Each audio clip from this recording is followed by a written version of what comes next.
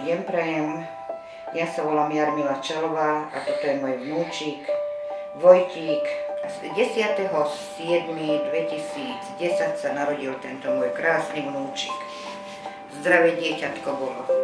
Krásne sa vyvíjalo do 3,5 mesiacov. Potom sme dostali antibiotika a vyťahlo nás to. Zostali sme kus dreva. A odtedy chodíme po nemocniciach, po kúpeloch.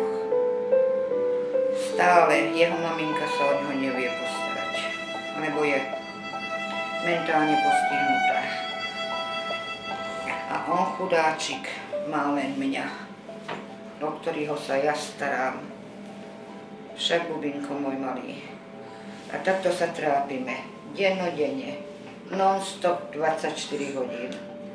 Keby som ja aspoň bola mladšia a zdravá, ale aj ja som chorá, bohužiaľ, som onkologička. A veru, je to ťažké, keď chorá žena s chorým deckom, bez pomoci, bez všetkého. Aj manžel, aj ten radšej sa spustil alkoholu a opustil nás prakticky, keď sa to zoberie, ako by nám pomáhal. Otec jeho odišiel do roboty, tiež nám nevie pomôcť, ale tie peniažky nám treba. Čím ďalej, tým viacej. Lebo čo máme, peniažky, čo dostaneme na ňo. Plienky, mlieko a na ostatné nám nezvýši. On má diagnózu DMO, kvatrosparózu alebo také niečo. Má ich dosť.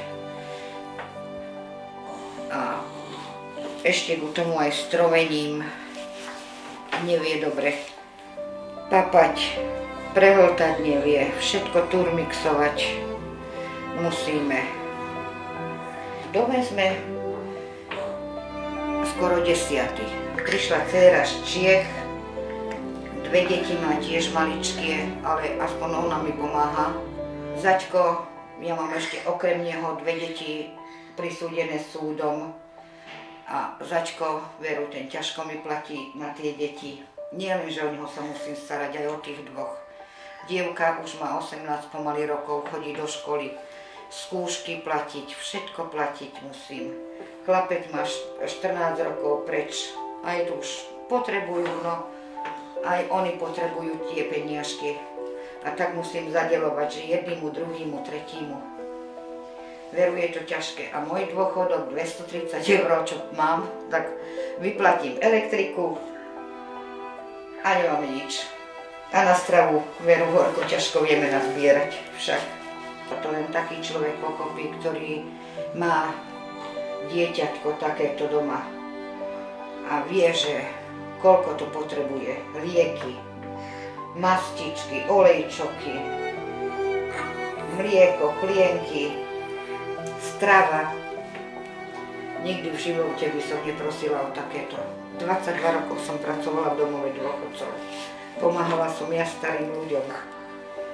A teraz ja prosím o pomoc, aby mne pomohli. Vlastne ani nie mne, jemu. Lebo ja by som už bola ako bola na staré kolená, len pre nich, aby mali. Aby som vedela zabezpečiť viacej im ako len jednej kúpele. To je málo jednej kúpele. Pomôžu aj tu alebo snažia sa.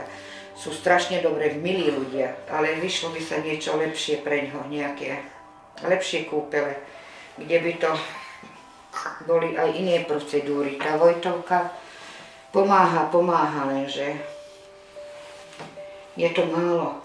Dá Pán Boh, že sa raz postavíme na nôžky.